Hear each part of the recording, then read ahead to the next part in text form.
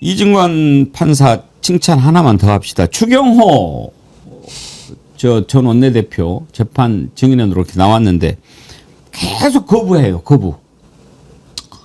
내가 지금 뭐 구속 뭐 영장 청구가 돼가지고 말할 수 없다. 보다 못해서 이런 것도 거부할 거냐? 이렇게 물어보던데 꼼짝 못하지요. 한번 들어봅시다. 주로 문제되는 부분은 그 12.3 비상계엄 당시에 피고인과 증인이 통화 내역이 문제되는 것 같은데 그 외의 사항은 정언을 하시는데 별 문제가 없지 않으신가요? 어떠한 사항들이 직접적인 관련성이 있는지조차 명확하지 않기 때문에 오늘 일체 정언을 거부하고자 합니다. 일단 준비하신 질문을 하시고요. 들어보시고 정언 거부를 하시면 제가 가능한지 아닌지 바로 말씀을 드리겠습니다. 증인은 윤석열 전 대통령이 비상계엄을 선포할 것이라는 사실을 비상계엄 선포 전에 아셨습니까? 같은 취지로 정언을 거부하고자 합니다. 네, 다음 질문하시고요. 네, 사항입니다. 증인은 윤석열 전 대통령이 비상계엄을 선포한 사실을 언제 어떻게 알게 되셨습니까? 예, 같은 취지로 정언을 거부합니다. 아, 이것도 거부하시는 겁니까? 이건 특별히 문제가 안 되는 질문 같은데 관련이 있습니까? 예, 제가 아까 말씀드린 대로 그런 취지로 정언을 거부하고자 합니다. 원내대표라는 게 국회 교섭단체를 대표하며 국회 내에서 당론 조율을 하거나 각종 협상, 입법 처리 등의 업무를 담당하는 것은 맞습니까? 예, 같은 취지로 정언을 거부합니다. 아, 이건 일반적인 내용이라서 답변을 하셔야 될 것 같습니다. 예, 같은 취지로 정언을 거부하겠습니다. 원내대표의 역할 등에 관해서도 예. 영장에서 이런저런 사항들이 적시되어 있기 때문에 아, 이 내용도 거부하십니까? 예. 구체적인 국무총리가 대통령 보좌하고 행정에 관하여 대통령의 명을 받아 행정각부를 통할하는 역할을 한다는 것은 알고 계십니까? 예, 그럼 제가 직접 뭐 확인드릴 사항은 아닌 것 같습니다. 예, 정언을 거부합니다. 칭언 거부권 그런 거 아니야. 야, 칭언 거부권은 저게 아니고 자기가 형사처벌 받을 위험이 있는 질문을 받았을 때 이 대답을 잘못했다가는 나의 유죄 판결의 근거가 될 수 있는 말을 할 수도 있다. 이런 거는 증언을 거부할 수 있는 권리를 줘요. 개별 질문에 대해서 판단하고 증언 거부를 해야 되는 거예요. 무지성이라고 그러죠. 요즘 젊은 사람들의 말로. 무조건 그냥 난 증언 거부해. 저렇게 돼버리면 오히려 본인 재판에 안 좋은 영향을 줘요. 그렇겠죠. 왜냐하면 법원 입장에서는 저는 저렇게 왜 그러겠어요. 어설프게 뭔가 조금이라도 말하다가 실수할까봐 그냥 통으로 날려버려. 이건 뭐냐면 변호사가 얼마나 열심히 조율을 했겠어요. 자, 요거는 요렇게 저렇게 나 막 잘 모르겠어. 나 그냥 거부할래. 나 기억도 못할 것 같고 떨려가지고 나 지금 무서워. 다 거부할게. 이거. 인정신문은 증언했을까요? 그거는 했대요. 그것만 했대요. 그것만. 증인 이름이 뭡니까? 그것만 했대요. 증언을 거부하겠습니다. 네 한마디 하고 30차례 질문했는데 다 증언 거부하고 자기 신분이 뭔지 얘기할 때만 딱 한 번 네 이렇게 얘기했답니다. 제 웬만하면 용어를 순화해서 쓰려고 하는데 국민의힘 의원들이 진짜 이거 개망신이다. 국민의힘 의원들이 뽑은 원내대표가 지금 법정에서 보여주는 태도를 보십시오. 이 개망신이에요. 누가 뽑았습니까? 국민의힘 의원들이 원내대표로 세운 인물이에요. 진짜 장동혁 지금 대표도 문제지만 한때 저당의 원내대표였던 사람의 저 모습을 보십시오. 진짜 국민의힘 의원들 부끄러워서 진짜 고개 들고 다니면 안 됩니다. 이거는. 저런 자들이 윤석열 때 다 좌우한 거 아닙니까? 우리가 이제 이증관 부장판사 참 하는 재판을 보면서 그나마 기대를 하고 있는데 아까 말씀드렸죠. 잘하는 사람은 칭찬하면서 우리가 힘을 실어주고 못하는 자는 계속 지켜봐야 합니다. 어차피 지금 직위원이 날리기는 지금 힘들 것 같아요. 우리가 어떻게 해서든지 해보려고 했는데 이미 이렇게 시간이 많이 가버렸으니까. 그런데 계속 우리가 너 지켜보고 있다 해야 됩니다. 지금 민주당의 김승원 의원 우리가 다음 주 월요일 날 모시려고 하는데 직위원 같은 거는 판사도 아니다. 이 김승원 의원이 판사 출신이에요. 그런데 그렇게 평가를 합디다. 들어보시죠. 지금 원래 12월 결심 선고를 얘기했다가 다시 또 1월 달로 바뀌지 않았습니까? 또 재판 진행을 하는 것을 보면 본인이 직위원 재판장이 코트를 장악하지 않고 변호인들한테 이렇게 끌려다니는 그런 모습을 현출하고 있고 법정의 권위가 서지 않고 있는데 저는 솔직히 이걸 선고하고 갈 수 있을까 그렇게 우려가 됩니다. 그럼 어떠세요? 재판을 진행을 하셨을 때 이런 방식의 재판을 보신 적이 있으신가요? 동료 판사들이? 전혀 없죠. 전혀 없고 만약에 그런 동료 판사가 그랬다면 아마 교체해달라고 요청을 했을 겁니다. 예, 그런 정도다. 너무 심각합니다. 심각하고 이게 나중에 이제 그것이 다 속기가 될 텐데 그걸 읽어보는 항소심 판사나 혹은 그걸 나중에 보는 국민들의 그 심정은 얼마나 정말 답답하고 또 한편으로는 분노가 일겠습니까? 배석 판사가 그런 식으로 진행을 했다면 뭐라고 하셨겠습니까? 교체 요구해야죠. 배석 판사를 교체 요구하셨다. 입 다물게 하고 교체 요구해야죠. 판사도 아닙니다. 판사도 아니죠. 판사도 아니. 아까 지난번에 어떤 분이 뭐 칠순잔치 사회 보는 놈 같다고 지기현. 제가 또 입을 또 그렇게 놀렸네요. 참, 또 방정맞게. 레크레이션 강사가 어울린다. 이런 표현도 나옵니다. 저런 거 보면은요. 그러니까 박성재나 아니면 한덕수 구속영장 기각하고 그랬던 판사들도 마찬가지라고 보는데 대한민국에 우리가 알지 못하는 귀족층이 있는 거예요. 자기들끼리 논리 게임을 하고 자기들끼리 유무죄 판단을 하는 그런 층들이 있다고 저는 생각하거든요. 그 존재가 우리 눈에 잘 안 띄었을 뿐이지 이번에 확연하게 드러났다고 봐요. 그러니까 직연이나 이런 사람들도 역시 그런 논리들 안에 빠져 있는 사람인 거죠.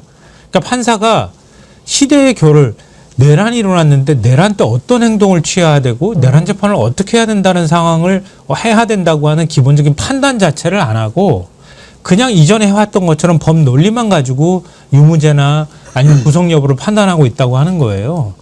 그러니까 판사들이 사는 세상에 따로 있다는 얘기를 해도 가히 전 틀리지 않다고 봐요.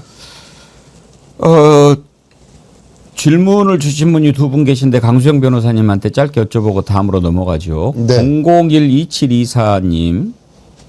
윤석열 구속 만료 1월 18일, 한덕수 선고 1월 28일. 1월 28일로 잡혔나요? 뉴스에 따르면 아마 그쯤일 것 같다고 나오고 있습니다. 한덕수 심리가 11월에 끝나면 12월 선고가 정상인데 왜 선고를 윤석열 구속 끝나는 1월 28일로 늦추나요? 재판부가 이제 여러 고민을 한다고 그때 아마 고뇌를 말한 적이 있는데 이게 지금 증인들이 계속 불출석을 여러 번 하고 이제 밀렸단 말이에요. 어쨌든 이진관 부장판사는 계속 서둘러서 하려고 했는데 계속 이제 밀리다 보니까 뭐 어쨌든 심리는 11월 26일에 종료하는 것이 목표라고 했는데 근데 선고일이 좀 길죠. 그 11월과 1월 사이에 기간이 길잖아요. 이게 저도 잘 납득은 잘 안 가는데 보통 형사사건의 선고기일은 한 달에서 한 달, 뭐 조금 빠르면 20일, 길면 한 달에서 한 달 반. 이 정도 텀을 두긴 두거든요. 근데 사실은 이 사건을 선고할 때 그 기록의 분량이라든지 증인의 수라든지 이런 걸 고민하면 통상적인 형사사건보다는 선고할 때 시간이 더 걸리는 건 맞아요. 원래. 더 걸려야 사실 충실한 판결문을 쓰는 게 되는 거고. 그래서 국민들의 염원을 생각했을 때는 더 빨리 하면 좋겠지만 통상적인 법원의 실무례를 생각해 보면 한 달에서 한 달 반, 이 복잡한 사건은 좀 길면은 뭐 2달 가까이 이렇게 선고 기간을 늘리게 잡는 것은 이례적인 건 아니에요. 그럴 수는 있다. 근데 더 서두를 수도 있는 거예요. 이건 뭐 예고문 이렇게 한 거지 선고기일은 더 빨리 잡을 수도 있습니다. 최종 공판 때 아직 선고기일을 지정한 건 아니기 때문에. 근데 지금 이제 오늘 보도된 거 그런 좀 종합을 해보면은요. 윤석열 추가 구속은 불가피하다고 보이고요. 그렇죠. 그러니까 천대엽 법원행정처장이 2월 말에 있을 법원 인사 전에 직위원이 선고한다고 얘기했다. 그거 믿고 있다. 이렇게 얘기했거든요. 그러니까 2월 중에 직위원이 선고할 가능성이 높다고 봐야 되는 거예요. 왜냐하면 지금 예비 심리 그 날짜를 추가로 지금 지정을 한 게 14일, 15일이거든요. 그럼 그때 변론을 다 종결한다 하더라도 결국 선고까지 한 달을 잡아도 2월 말 정도 전에 최종 선고가 나온다고 가정을 해야 될 것 같거든요. 그래서 직위원의 경우에는 제가 볼 때 2월 초중순쯤에 아무리 빨라도 그때쯤에 윤석열 재판 선고가 나올 가능성이 높다 이렇게 봐야 되고요. 직위원은 무조건 용서가 안 되는 게요. 지가 풀어줬잖아요. 그게 1월 18일 만기가 되잖아요. 그러면 적어도 그 죄를 갚으려면 별수를 다 써서라도 1월 18일 이전에 선고를 해야 그렇죠. 그나마 용서가 되는 네, 거예요. 맞습니다. 그거는 다른 거 아무리 별 날제를 해도 이 직위원은 절대 용서가 안 되는 거죠. 네, 맞습니다. 그리고 이진관 판사의 경우에는 지금 12월에 휴정기간 들어간다고 말씀하셨잖아요. 그러니까 이달 26일 날 변론 종결하겠다고 이미 공지를 한 상황이거든요. 그러니까 휴정기 들어가기 전에 내가 선고하겠다 이런 의미로도 이해가 가능할 것 같아요. 그래서 한덕수는 연내 선고가 나올 가능성이 매우 높다 이렇게 봐야 될 것 같습니다. 하나 더요. 김영일님께서요. 강수영 변호사님, 전혜연 부원장님, 김성환 평론가님 곧불 조심하시고 윤석열, 김건희의 3년 동안의 추악한 민낯을 들출 수 있는 국가 기록물 다 까볼 수는 없나요? 이거는 입법사항일 거예요. 특별법 같은 걸 만들어야 됩니다. 예. 마치 이제 우리가 과거사 중에 이제 광주 민주화 운동이라든지 여러 변곡점에 관련된 특별법이 제정된 적이 있었는데 그런 것들을 입법으로 해결을 해가지고 조기에 공개할 수 있도록 결단을 내려야 될 거예요. 지금 뭐 특검만 의지해가지고 국민들이 특검에서 발굴해가지고 수면 위로 올리면 이게 언론에 보도돼서 겨우 알고 이런 것들이 이제 국민들 입장에서는 우리 손으로 보지 않고 묻히는 게 있지 않을까 의혹을 가질 수밖에 없는 거예요. 그래서 민주당이 적극적으로 내란 종식을 위해서도 이게 뭐 단기간에 끝나는 종식이 있겠습니까? 이런 내란은 그 정권을 청산하는 문제이기 때문에요. 12월 3일에 있었던 내란뿐만이 아니고 그 정권 전체에 있었던 일을 청산하는 과정은 앞으로 얼마나 시간이 오래 걸리더라도 반드시 그 전제 작업을 쉽게 해야 된다. 그런 생각이 듭니다. 예. 다음으로 넘어가겠습니다. 노상원도 이제 재판 받고 있는데 징역 3년 구형 이걸 듣고 놀란 분들이 꽤 많으셨어요. 어제 저녁에 어떤 그 연세가 지긋하신 그 분이 저한테 전화를 하셔가지고 노상원이 징역 3년 구형을 받았다는데 말이 되는가? 그러시는 거예요. 어제 제가 방송 때 설명을 해드렸는데 아직도 궁금해하는 분들이 많으신데 이건 이제 다른 겁니다. 지금 노상원이 받고 있는 혐의가 여러 가지가 있는데 일단은 내란 주요 임무 종사로 재판 지금 받고 있죠. 그리고 어제 구형 3년 받은 것은 개인정보. 이 노상원이 조사하다 보니까 이자가 뇌물을 받아 처먹고 이렇게 승진시켜주고 막 이런 데 영향력을 행사한 거죠. 그걸 알선수재라고 하는 건데 그걸로 된 거죠? 네, 알선수재 플러스 개인정보보호법인데요. 개인정보보호법은 뭐 형이 원래 낮기 때문에 알선수재가 원래 형 상한이 5년이에요. 징역 5년까지 선고될 수 있는 법이고 근데 금액이 한 2,400만 원 정도 돼요. 본인이 알선한 대가로 받은 돈이. 그 금액 숫자가 다른 사건에 비하면은 그렇게 많은 금액이 아니에요. 그래서 알선수재는 벌금형도 가능한 범죄이기 때문에 만약에 징역 3년 실형이 선고된다면 알선수재 중에서는 중형에 처해지는 거예요. 그러니까 내란죄는 지금 다른 재판부에서 하고 있기 때문에 너무 분개하지 않으셔도 됩니다. 그러니까요. 네. 그래서 아니 세상에 노상원이 폭파 수장 막 이렇게 했던 놈인데 징역 3년밖에 안 준다고 이렇게 놀란 분이 계신데 그것은 아니고요. 이제 구형을 3년 구형했으니까 선고가 3년 나올 수도 있고 2년 나올 수도 있고 아니면 뭐 더 때릴 수도 있고 그런데 일단 그게 선고가 되면은 또 이자는 계속 이제 그 수감 중인 상태로 재판을 받게 되는 거고 노상원도 일단은 못 나옵니다. 그런데 재판을 공개하다 보니까 노상원 얼굴을 우리가 보게 되더라고요. 노상원 하면은 계속 화면에 나오는 게 잡혀갈 때 위에 이렇게 뭐 군밤장사 모자 쓰고 마스크 쓰고 안경 쓰고 이렇게 기자 째려보고 이것밖에 못 봤잖아요. 그런데 그리고 또 국회에 나와 군복 입고 있는데 이렇게 앉아있는 모습만 우리가 이제 봤는데 어제 보니까 얼굴도 나오고 목소리도 나오고 아 저렇게 생긴 놈이구나 우리가 알게 됐어요. 한번 최후 진술을 했는데 들어봅시다. 민간인 신분임에도 전직 정보사령관이라는 지위를 이용하여 내밀한 개인정보를 수집하였습니다. 국가전복 위기까지 초래한 내란 사건의 철저한 사전 준비와 실제 결행이라는 점입니다. 저도 그렇지만 정보사 사령관 그리고 김모 대령, 정모 대령 기소돼서 고초를 겪고 있는 점에 대해서 정말 마음이 무겁습니다.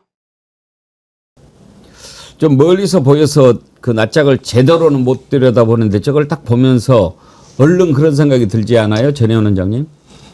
멀쩡하게 생겨가지고 그런 생각.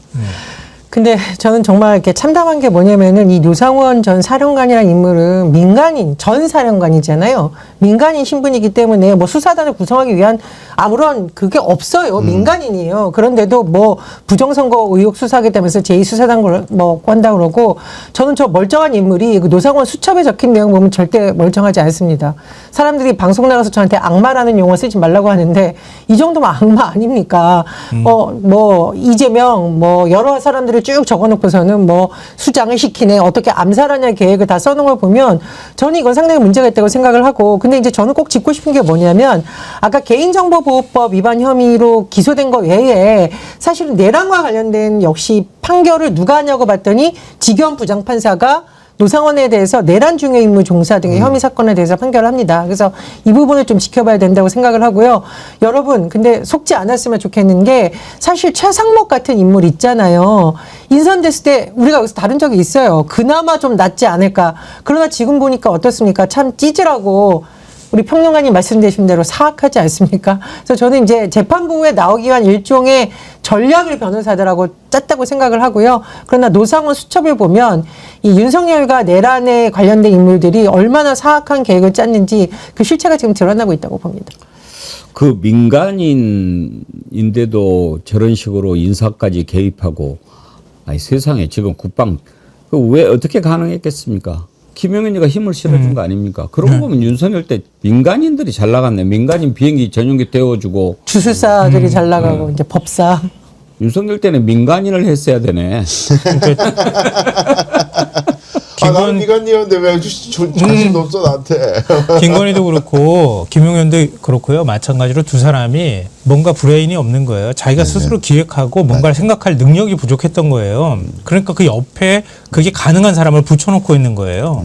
김용현이라는 사람도 노상원이라고 하는 정보사 출신이고 뭔가 계획서 만들어와 이러면 기획해가지고 뭔가 착착착 해가지고 오니까 그런 사람을 옆에 붙여가지고 구체적으로 너가 기획하고 하면 돼라고 얘기했는데 그 사이에 노상원은 어떻게 했습니까?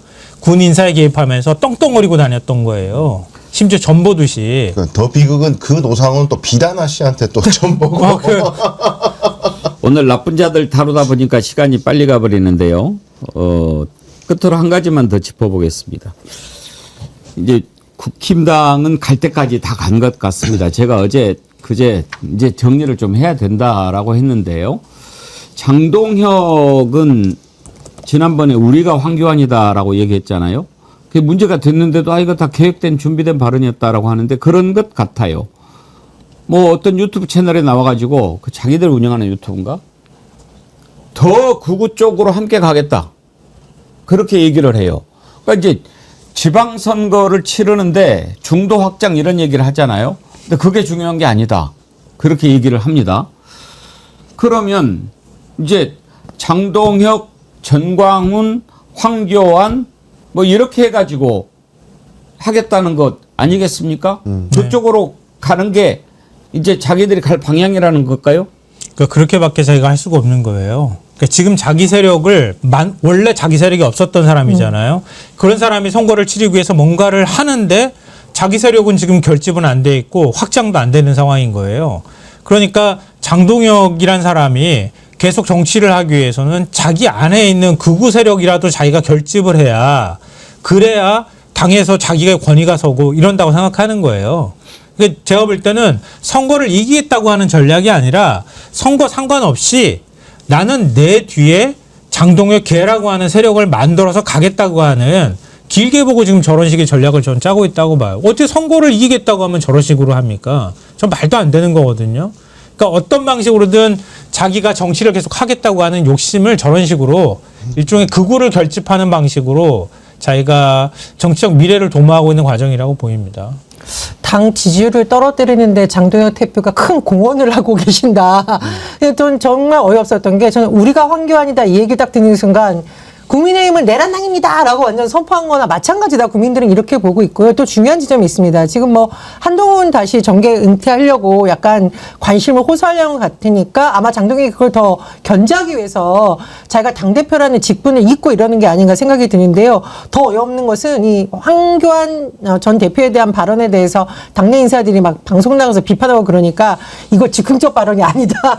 계획한 거다라는 말을 듣고 굉장히 어이가 없었다. 그러니까 말 그대로 지방선거 뭐 직원 말건 나라가 어떻게 되건 말건 나는 내 극우 세력만 조직하겠다. 저는 이렇게 해석을 합니다. 네, 어디서 본 건 있어가지고 이제 이런 거를 하는 이유가 이재명 대통령을 끌어내리는데 도움이 된다면은 어떤 세력이든 우린 다 품겠다. 무슨 뭐 빅텐트 뭐 이런 얘기를 또 하고 있어요. 근데 이게 키메라라고 그러죠. 의학용어 중에 하나의 세포 안에 다른 유전자가 들어있는. 그래서 이제 고대 그 상상의 동물 속에 막 머리가 여러 개인 괴물 있잖아요.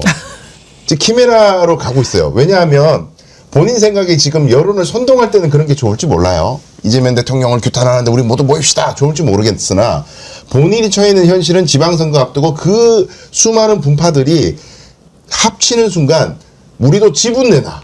공천권 내놔. 우리 지분 몇 자리 줘. 싸울 거란 말이에요. 그 이합집산 속의 그 싸움 속에 장동혁이 카리스마를 가지고 정리해가지고 야 너네는 요석으로 만족해. 너네 여기서 만족해. 정리할 능력이 될까요? 그러려면 본인의 지지율이 있어요. 본인의 지지율이. 본인의 지지율이 너무 낮은데 어떻게 교통정리를 하겠어요. 자멸로 가고 있는 키메라. 저는 그렇게 말씀드립니다. 키메라 나중에 목 잘려 죽지 않아? 거기까지. 좀 무서운. 메두사는 뭐예요? 메두사는 뱀 종류인데 세 개 머리 있는 뱀 아닌가요? 네. 제가 키메라는 좀 머리가 많을 거예요. 더. 네. 예.